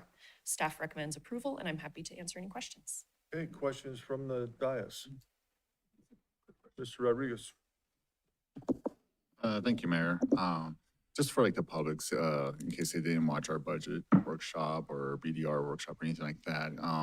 I know like our council, we and staff, we discussed a variety of different ways to see about what can we do to generate revenue while, not put too much impact on our citizens and community and try to capitalize on tourism, stuff like that. So can you kind of just like a quick recap again for, the viewers, wow, that we have on YouTube, like some of those discussions and maybe like what is Reno or some of our other neighboring cities charging as far as room tax? So staff looked at and presented a few options to City Council at that June workshop. Changes to property tax were discussed, and potential changes to C-tax were also looked at. The political realities of getting something like that through, in staff's view, are those changes would be unlikely to be adopted by our legislature. So in staff's view, this was the most practical of the options that we identified, and hopefully would be supportive by our legislators, as it would impact visitors much more than residents. And if I recall, like, again, just like for the record and for this council and our viewers, this is something that we know other cities have implemented successfully, navigated through the political waters from the city, submitting a BDR to legislators to actually being signed off and voted on and everything else by the governor and whatnot. So this is something that actually could generate revenue for our city while not having a huge impact on our citizens directly. Absolutely, and other cities and locations have certainly adopted similar surcharges. Thank you, Mayor. Thank you. Thank you. Anyone else? Mr. Anderson. Yeah, we heard a comment about getting our fair share of the funds that come into this region from what's currently being charged. Can you please explain the process of that, and if we were to be successful, how would we go about doing that? That would have to be a legislative change as well. Currently, the city gets a portion of room tax through RSCVA, the Reno Sparks Convention and Visitor Authority, for the millions of viewers on YouTube. The Sparks portion of those room taxes is relatively small. However, to change that formula requires legislation and would put the city of Sparks at odds with our regional partners, Washoe County, Reno, and RSCVA. So adding a surcharge is, in staff's estimation, the more likely option, more likely to succeed, because we won't be fighting those regional partners. All right, thank you. Anyone else? Okay. And just a public hearing. We'll open it up to the public for comment. Anyone in the public wish to speak on this item? Ms. Rawson, come on down. You just fill out a card for us after. Thank you, Mayor and City Council. This is Wendy Rawson for the record. While I understand that it's maybe not doable to be able to take it to the legislature, it's definitely worth a fight trying for it. Because I just recently stayed at the Nugget. I stayed 3 nights, and it was just last month, and I spent over $112 just in current taxes and fees on the room charge of a $40 a night room. And so now if we are asking to pay $10, which, yes, that would bring in $5 million more dollars, but if you have to go to the $10 a night additional tax to be able to get that $5 million. If you do the $5 additional tax per night, that's $1 million. If RSCVA is receiving over $6 million, then we should at least be trying to fight for that additional $1 million, that it's not a tax. It's already revenue that's coming into our community. And it's just as simple, let's fight for what we're already receiving. It's money, it's revenue in our city that we should be fighting for a better allocation for. So that's my stance on that. Thank you very much. Thank you. Come on down, Sean.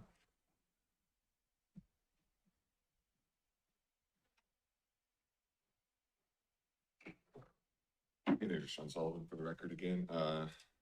Yeah, I also am opposed to new taxes. Our main industry has been tourism for a long time. It's still a big chunk. I know our GDP is growing here in Nevada, but that is a result of data centers that are valued at 200 times price to earnings ratio, which is about 10 times normal market rate. In other words, our GDP is being inflated by the data center boom. So it looks like our economy is a lot better than what it is, I guess. And I think we need to be keeping the tourism going as much as we can. When I first read this, when you say transient housing, that initially made me think of homeless people and like I thought of like weeklies and things like that. And initially it came across as like a tax on the poor, but now I understand this is more related to casinos and whatnot. Still opposed to taxes. I think fighting for more money. The fact that the state keeps giving away all our tax money with the tax abatements for all these data centers that are overvalued coming here. I understand that really wrecks our budgets. And I don't know, I hope we can figure out all these issues. And I think we need tourism to still be a part of it. Thanks. Thank you. Anyone else in the public wishing to speak? All right, we'll bring it back to the dais. And any questions from the council? Not, I'm looking for a motion. Mr. Rodriguez. I move to approve the Village Act request to amend the Washoe County Taxes on Transit Lodging Act of 1999 to enable the Sparks City Council to, it's moving, sorry. To enable the Sparks City Council to adopt an ordinance to add a surcharge of up to $10 per night to the rental of transit lodging within the city of Sparks. Mr. Abbott. Second. I've got a motion and a second. Any further discussion? Seeing none, please vote. Motion carries unanimously. Thank you. Madam Clerk, 10.4.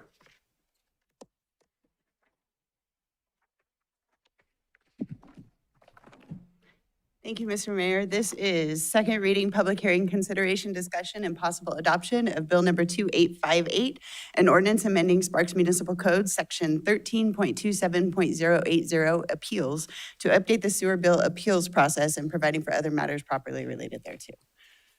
I'm just going to keep on going. Please.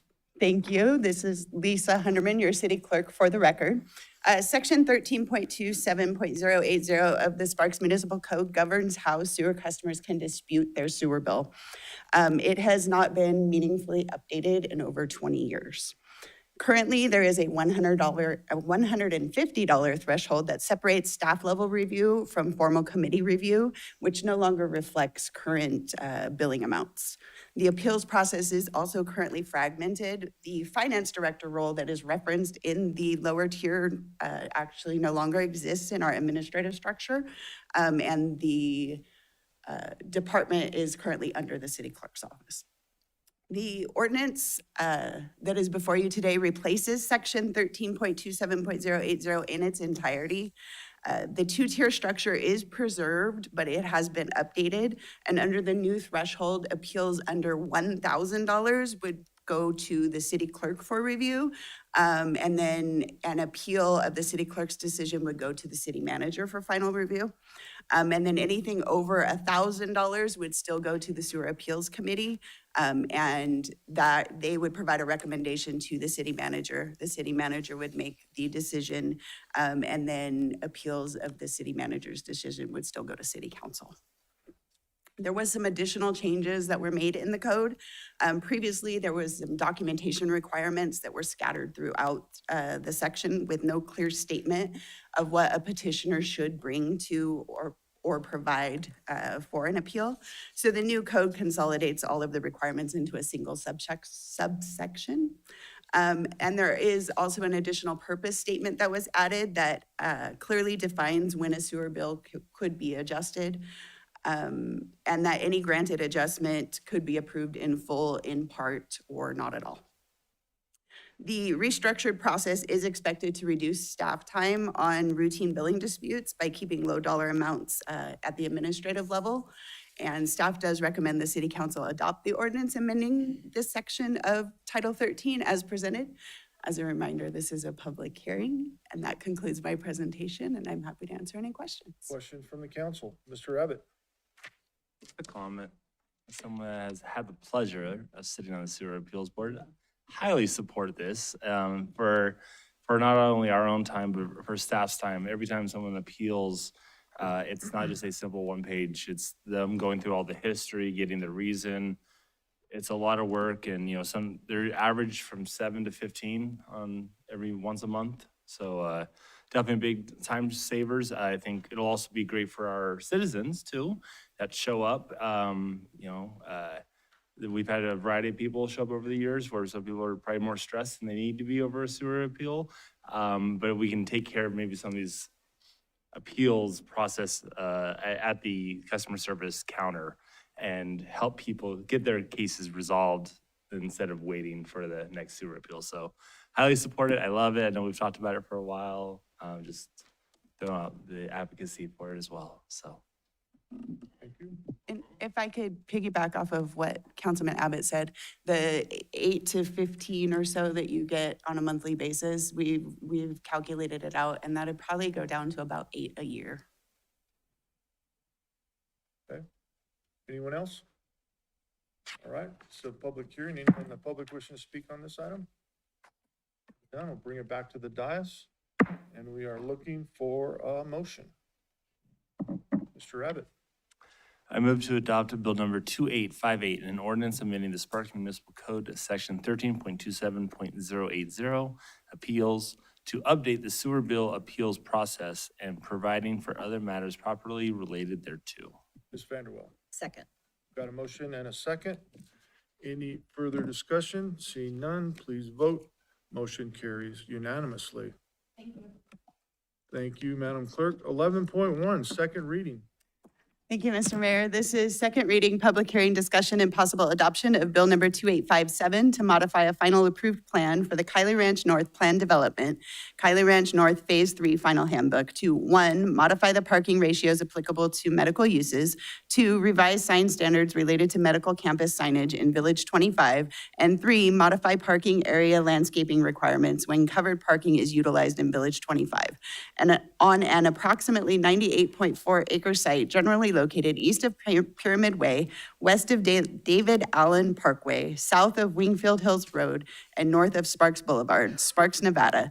APNs 0830248, 0830249, 0830242, 083-83074, and 083-83075 in the NUD New Urban District, Kylie Ranch North Phase 3 Plan Development Zoning District.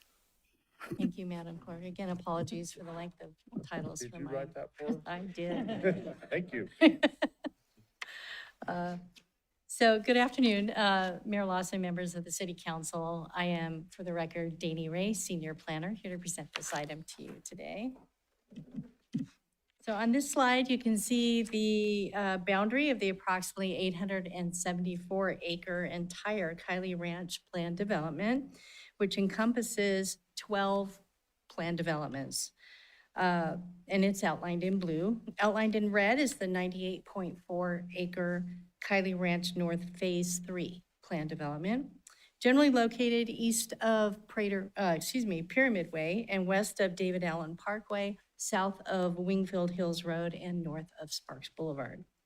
City Council initially adopted the Kylie Ranch North Phase 3 Development Handbook in 2007, which established residential, commercial, community and park, and open space land use categories, and most recently, an amendment that modified floor area ratio and some architectural standards and trip allocation. The amendment was requested by Renown for the Renown Medical Campus, but some of the changes will impact the Greater Village 25 and the Kylie Ranch North Phase 3 plan development. So this request seeks to amend the handbook by modifying parking ratios that are applicable to medical uses in the KRN Phase 3 PD, decreasing the overall parking counts for the medical campus in Village 25, modifying medical campus signage to reflect Renown branding changes to provide more flexibility for signage design, and by removing parking area landscaping requirements when parking areas are located under shade or photovoltaic or solar structures. Of note, staff are currently reviewing a companion administrative review to construct a 125,203 square foot, three-story medical office building on an approximately 11.5 acre portion of Village 25. The medical office building, which will include an ambulatory surgical and treatment center, as well as an urgent care facility, is identified as phase 1 of the medical campus, and it's shown in yellow on this map.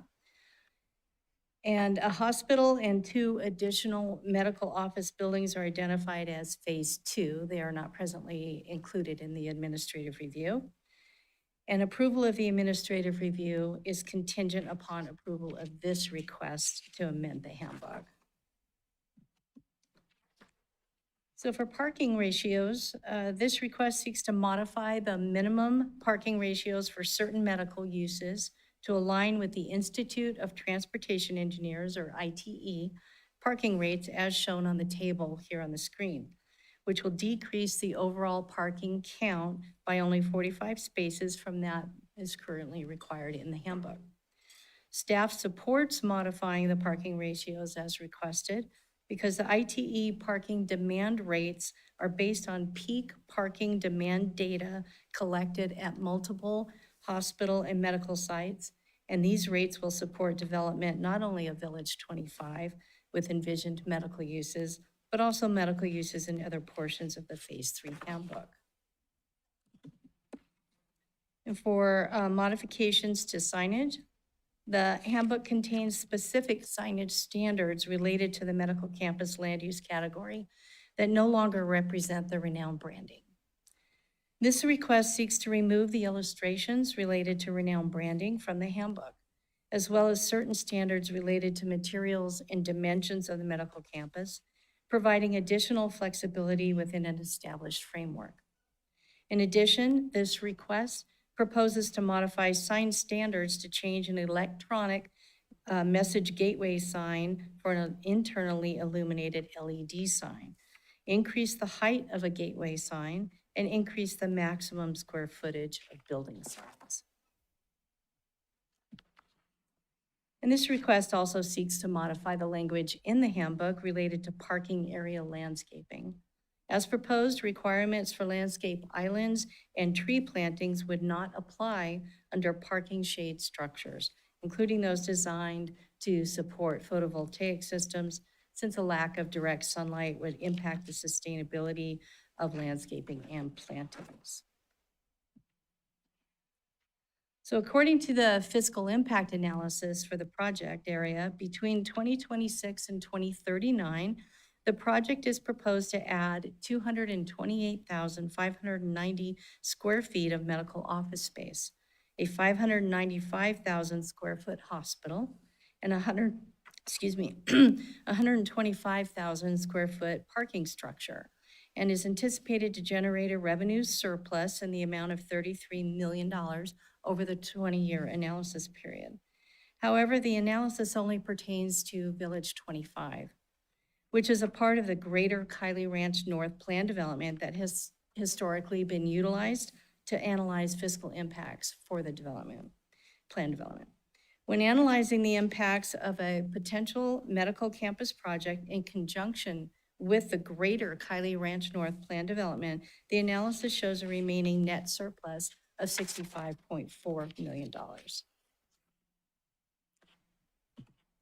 This concludes the background and analysis portion of the presentation. An amendment to the plan development has 10 required findings that must be made by the City Council.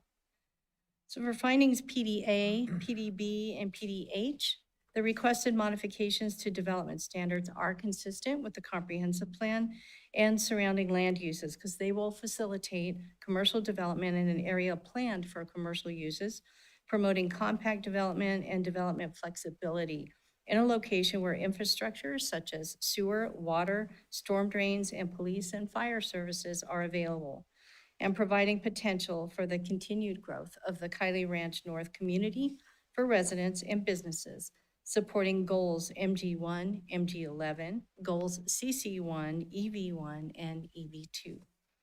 Pursuant to the 2024 Truckee Meadows Regional Plan, The Phase 3 handbook has a Tier 2 land use designation and is located within the Truckee Meadows service area and supports construction of suburban-type medical uses. The proposed amendment does not alter the type or amount of development permitted in the Phase 3 handbook and would permit greater flexibility in implementation of the allowed medical uses that are already permitted in the handbook. For these reasons, the reliance of residents and owners upon the provisions of the plan will not be materially impaired, supporting finding PDH. In analyzing the impacts of the potential medical campus development across the greater Kylie Ranch area, the fiscal impact analysis prepared in support of the proposed modifications finds development will continue to generate significant positive revenue for the city's general fund, estimated at $86.1 million over the 20-year analysis period. This general fund surplus is sufficient to cover the $20.7 million deficit in the road fund, with an over $65.4 million net surplus revenue remaining to fund expenditures throughout the city, supporting finding PDC. For findings PDD, PDE, PDF, and PDG, the proposed amendment modifies parking area ratios and landscaping design standards, as well as signage standards for development within the community, commercial, medical campus land use category. This amendment is intended to support the potential construction of medical campus uses in a manner that is consistent with the original intent of the plan and furthers the mutual interests of residents, property owners, and the public by supporting updated construction plans consistent with that plan. And finally, for findings PDI and PDJ, as proposed, the changes will allow any interested party to pursue development within the Kylie Ranch North Phase 3 plan development in accordance with the handbook. Public notice was given as required on May 5th, and a total of 91 notices were mailed to all owners within the development and within 750 feet of the boundary of Phase 3, as well as published in the Reno Gazette Journal. As of noon today, there has been no public comment on this item. Staff and the Planning Commission recommend approval of this item to the City Council. As a reminder, this is a public hearing. I'm available for questions, as is the applicant. This concludes my presentation. Okay. Questions from the council? Okay. Well, it's a public hearing. Anyone in the public wishing to comment on this item? No, we'll bring it back to the dais, and I'm looking for a motion. Mr. Rodriguez. Thank you, Mr. Mayor. Happy to do this. I know this community's been looking for something like this a long time. So with that, I move to approve bill number 2857 to amend the final approved plan for the Kylie Ranch Phase 3 planned development to 1, modify parking ratios applicable to medical uses, 2, revise sign standards related to medical campus signage in Village 25, and 3, modify parking area landscaping requirements when covered parking is utilized in Village 25 on an approximate 98.4 acre site in Sparks, Nevada.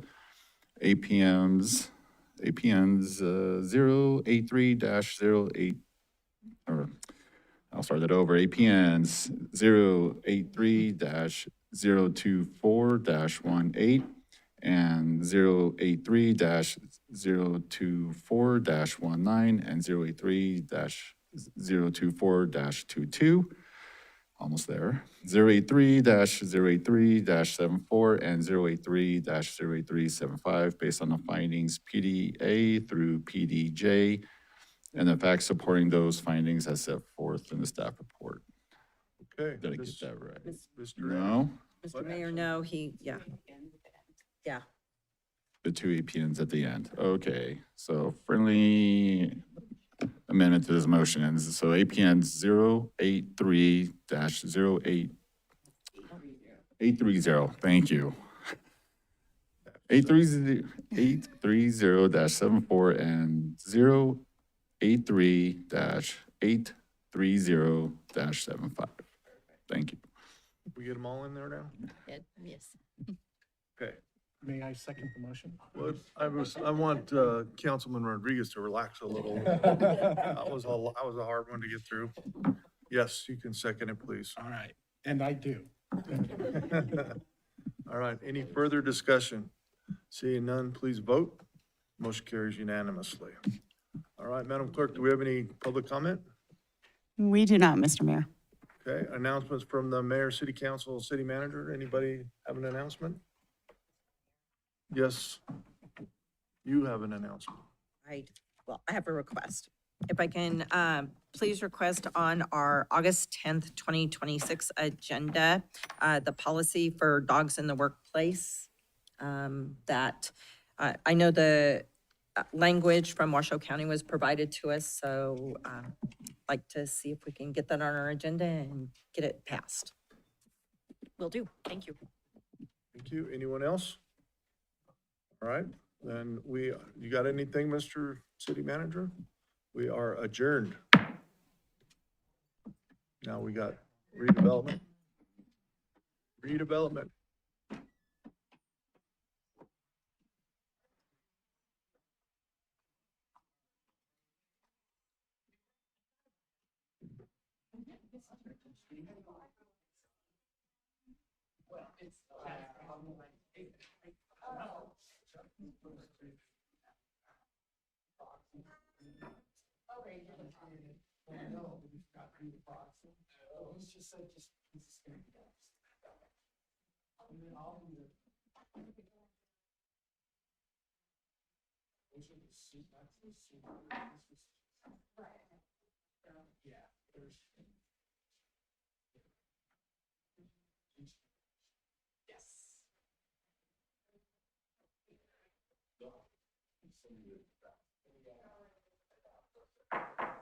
Call today's Parks and Development Agency meeting of Monday, July 27th. Not 2 o'clock, at 4 o'clock. At 3:52 to order with a roll call, please. Chair Abbott. Here. Agency members Lawson. Bybee. Here. Vanderwell. Here. Anderson. Here? Rodriguez. Here. Chief Legal Officer Duncan. Here. Chief Administrative Officer Lawson. Here. We have a quorum. Awesome, thank you very much. Public comment, any public comment? I see none. We'll close that item, go to 4.1, approval of the agenda. Looking for a motion. Okay, We just keep going. it's fine. Time isn't real. Agency member Rodriguez. Thank you very much. Agency member Vanderwell. Second. Perfect, we have a motion and a second, please vote. Passes unanimously. Item 5.1, consideration, discussion, and possible approval of the minutes of the Sparks Redevelopment Agency meeting for June 22nd, 2026. Looking for a motion. Agency member Anderson. Move to approve the minutes of the Sparks Redevelopment Agency meeting for June 22nd, 2026. Thank you very much. Agency member Vanderwell. Second. Thank you. We have a motion and a second, please vote. Passes unanimously. Item 6.1, consideration and possible exceptions of the report of the claims and bills approved for payment and appropriation transfers for the period of June 9, 2026 to July 14, 2026. Looking for a motion. Agency member Bybee. I move to accept the report of claims and bills and the appropriation transfers for the period of June 9th, 2026 through July 14th, 2026. Thank you very much. Agency member Rodriguez. Perfect. We have a motion and a second. Please vote. Passes unanimously. 8.1, comments from the public. Any public comment? I see none. We'll go to 8.2, announcements from the agency and chief administrative officer. Last chance. Or hold your peace. Okay. We will adjourn at 3:54.